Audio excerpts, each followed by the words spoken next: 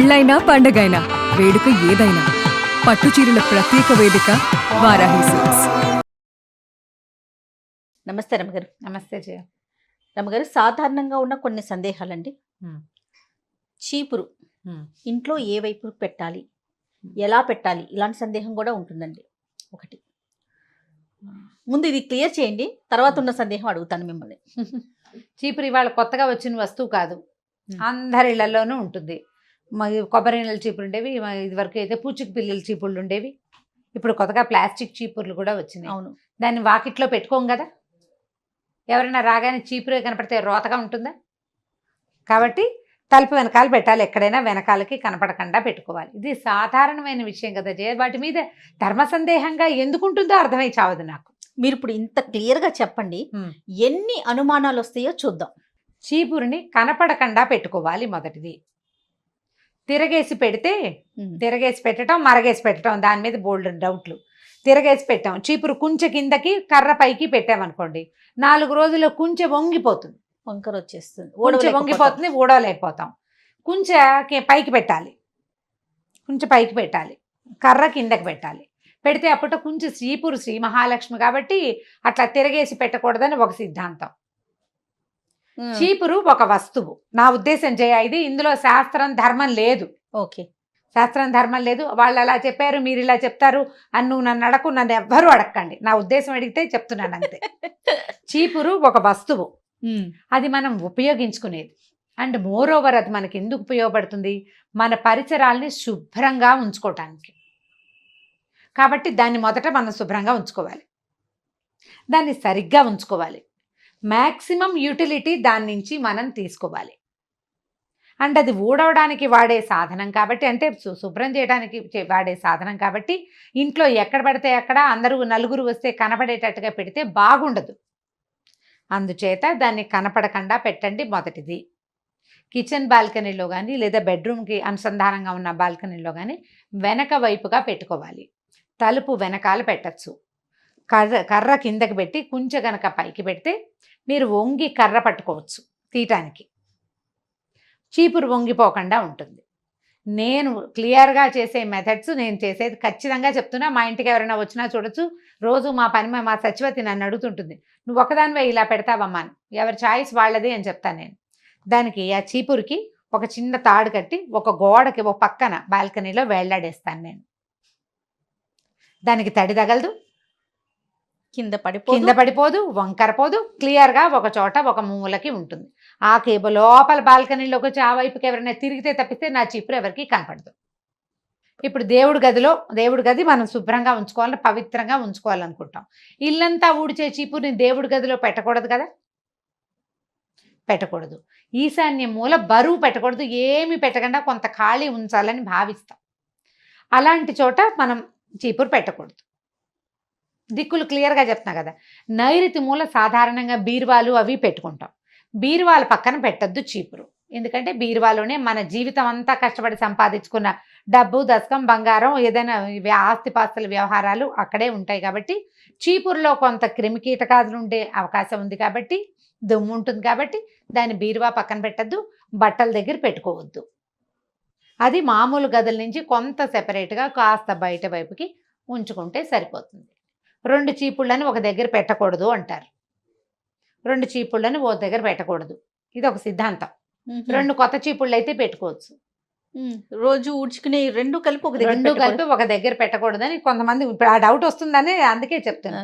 ఈ 2 చీపుళ్ళు ఓ దగ్గర పెట్టుకుని పెడితే దరిద్రము అని చెప్తారు. ఏం లేదు, ఓ పాత చీపురు ఓ కొత్త చీపురు పెట్టామనుకో, ఒకటి వాడుతున్నాం, కొత్తది ఇంకోటి తీసాం, పాతది పారేయం, కొంచెం కుంచుందిలే ఏ వరండావో ఊడ్చుకోవచ్చు అని పెడతాం. అవును, అది ఉంచుకుంటాం, వరండాలు జిమ్కోవడానికి, కొంచెం బూజు జిమ్కోవడానికైనా ఉంటుంది అని ప్లాన్ చేసి కొత్త చీపురేమో ఇల్లు ఊడ్చుకుంటాం, ఇదేమో బాల్కనీలో వాకిలో ఊడవడానికి పక్కన పెడతాం. ఇప్పుడు ఆల్రెడీ బాగా పాతపడిన చీపుర్లో కొంచెం ఎక్కువ జర్మ్స్ ఉండే అవకాశం ఉంది. అవి ఆటోమేటిక్గా కొత్త చీపుర్లోకి వెళ్తాయి, అందుకు వద్దంటారు. కాబట్టి పాత చీపురు బయట పారేసి కొత్త చీపురు తీసుకోండి. ఇల్లు తుడిచే గుడ్డలు అవి కూడా మనం ఇల్లు తుడుస్తాము, ఒక బట్టతోటి ఇల్లు తుడుస్తాము, గట్లు తుడుచుకుంటాము. అవి ఎవరైనా వచ్చి వాకిట్లోనే పెడితే బాగుంటుందా చూడ్డానికి? నీట్ ఫీల్ రాదు కదా. అలుగుడ్డలు కనపడుతుంటే రోతగా ఉంటుంది, ఇల్లు బాగోదు. అందుకని వాటిని కనపడకుండా ఉంచుకుంటాం. చీపురు శ్రీ మహాలక్ష్మి అని ఒక మంచి పాయింట్ ఉంది, దాన్ని తొక్కకూడదు, అవునండి, దాటకూడదు, తొక్కకూడదు, అనుకుంటాం. దాటకూడదు.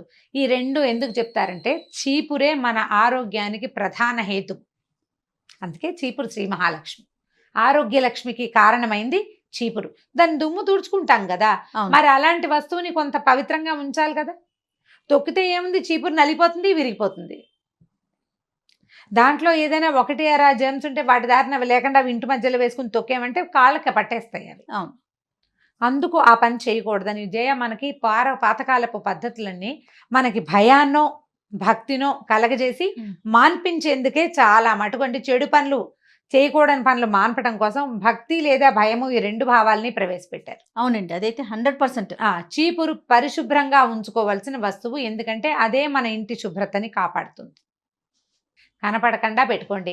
నా మెథడ్ అయితే నేను వేళ్లాడేస్తాను ఖచ్చితంగా, అందులో ఎటువంటి డౌట్ లేదు. బాగుందండి మీ ఐడియా, సూపర్. ఇప్పుడు బాల్కనీలో ఏం పడుకోబెట్టడం చేస్తారు అమ్మగారు? పుల్లల చీపురు కూడా అంతే చేయ, అంటే కొంచెం ఎత్తులో డస్ట్బిన్ పెట్టుకోవడానికి ఒక కార్నర్ ఉంది, ఆ కార్నర్ పైన పెడతాను. నీళ్లు శుభ్రంగా ఏదైనా తడి ఉందనుకో, నీళ్ళు కారిపోతే చీపురు ఆరిపోతుంది. ఓకే. చీపురులో తడి ఉండదు. కొంచెం కిందకి పెట్టామనుకో, పుల్లల చీపురులో తడి ఉండి కొంచెంతా నానిపోతుంది. అవును. 2 రోజుల్లో వాసన వస్తుంది. మనం ఆ బాల్కనీ వాటితోటి తుడిచామనుకో, ఇప్పుడు ఆ వాసన వల్ల వచ్చేటువంటి ఏ రకమైన బ్యాక్టీరియా అయినా మన ఇంట్లోనే వాసన వస్తుంది, అడుగులు విరిగిపోతాయి. అడుగులు విరిగిపోతాయి. వాసన రానివ్వకూడదు. వాసన వచ్చిందంటే బ్యాక్టీరియా, అంతే. వాసన రాకుండా ఉండాలంటే చీపురు ఆరిపోవాలి. శుభ్రంగా కడిగేసి దాన్ని ఎక్కడైనా దాన్ని కూడా కొంచెం పుల్లల చీపురు టైట్గా కట్టేయాలి. ఒక తాడు కట్టి వేళ్లాడేస్తే తడి ఆరిపోతుంది. తడి ఆరిపోతే ఇంకా అనారోగ్యం లేదు, ఇంకా అందులో డ్రై అయిపోతుంది కదా. తడి ఉండేసరికల్లా మనకి బ్యాక్టీరియా డెవలప్ అవుతుంది. జాగ్రత్తగా చేసుకోవాల్సినవి ఇందులో. భక్తి మీరు ఉంచుకోండి, కావాలంటే మీకు అలవాటు ఉంటే కనుక. మన ఇళ్లలో ఉన్న పద్ధతులు కాదు, మేము ఇలాగే పెడతాం, మా అమ్మగారు ఇలాగే చెప్పారంటే చక్కగా చేయండి అమ్మా, మీ అమ్మే కరెక్ట్, మీ అత్తగారే కరెక్ట్.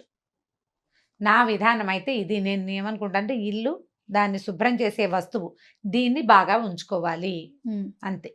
రెండో ప్రశ్న, అద్దం పగలకూడదంటారు.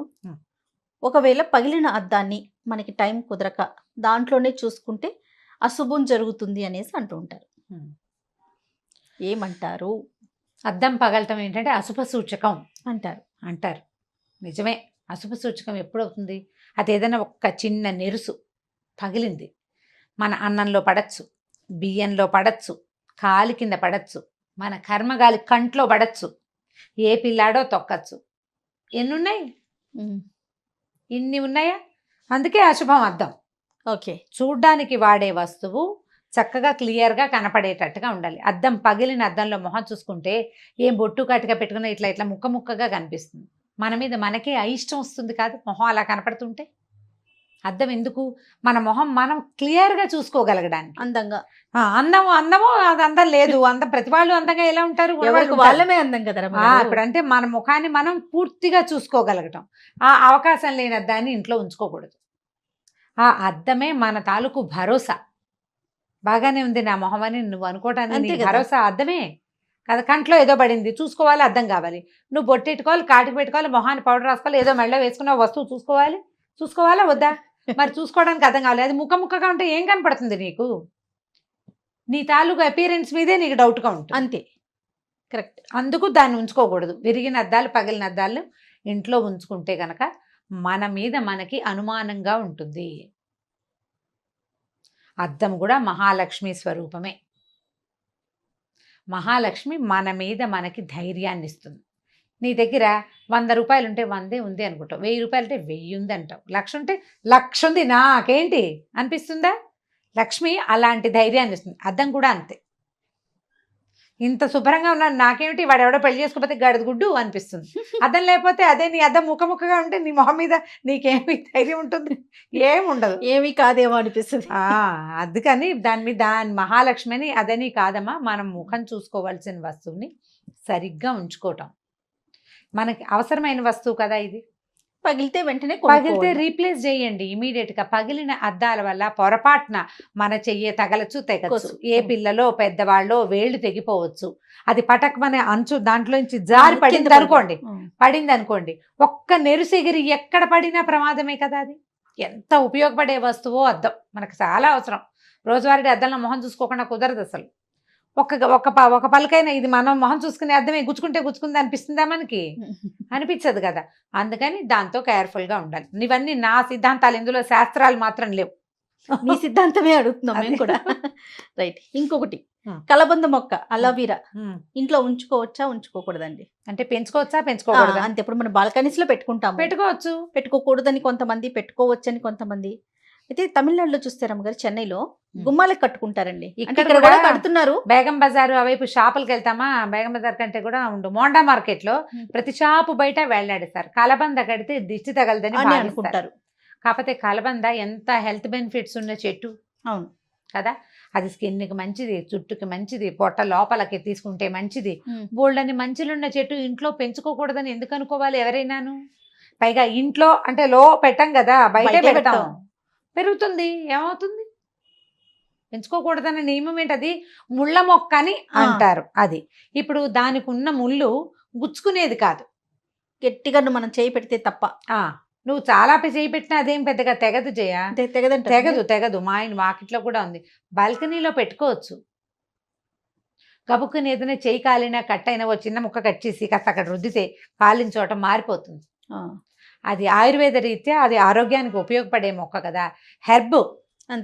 అంతేగా, హెల్త్ హెర్బ్. దాన్ని ఉంచుకోవచ్చు మనం, ఎందుకు ఉంచుకోకూడదు? అంత అనుమానం ఏం పడక్కర్లేదని అనుకుంటున్నా. ఇప్పుడు ముళ్ళ మొక్కలు అంటే క్యాక్టస్లు అవి పెంచుకుంటున్నారా? ఇళ్లలో పెంచుతూనే ఉంటారు క్యాక్టస్. అసలు ముళ్ళ మొక్కలే పెంచుకోకూడదు అంటారు. మరి అవన్నీ పెంచుకుంటూనే ఉన్నారా ఫ్యాన్సీగా? వాటి వల్ల వీసమెత్తు ఉపయోగం లేదు. సౌందర్యం కూడా ఏమో నాకైతే ఏం అనిపించదు. కొంతమందికి ఇష్టం, ఆ ముళ్ళుగా ఉంటే ముద్దుగా ఉంది, బాగుంది, ఇట్లా చిన్నగా వస్తుంది, దాని నిండా ముళ్ళు ఉంటాయి. అదే బుడుంగు మనం మొలిచినట్టు ఉంటుంది, బాగుంటుంది. ఒకళ్ళకి నచ్చుతాయి అవి, వాళ్ళ ఇష్టం అది. ఇప్పుడు ఇది ఆరోగ్యానికి ఉపయోగపడే ఒక మొక్కని ఎందుకు ఉంచుకోకూడదు? పోనీ మీకు ఉంచుకోకూడదు అనిపించింది, ఇది పెట్టుకున్నాక నాకేదో అశుభం జరిగిందని మీరు భావించారు, తీసేయండి.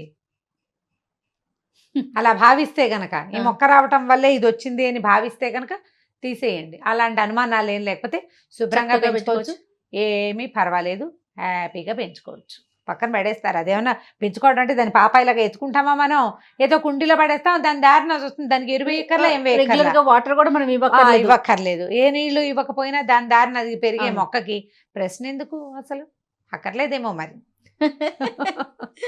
బాగుంది. రైట్ రమ్మ గారు, నమస్తే. నమస్తే జయ.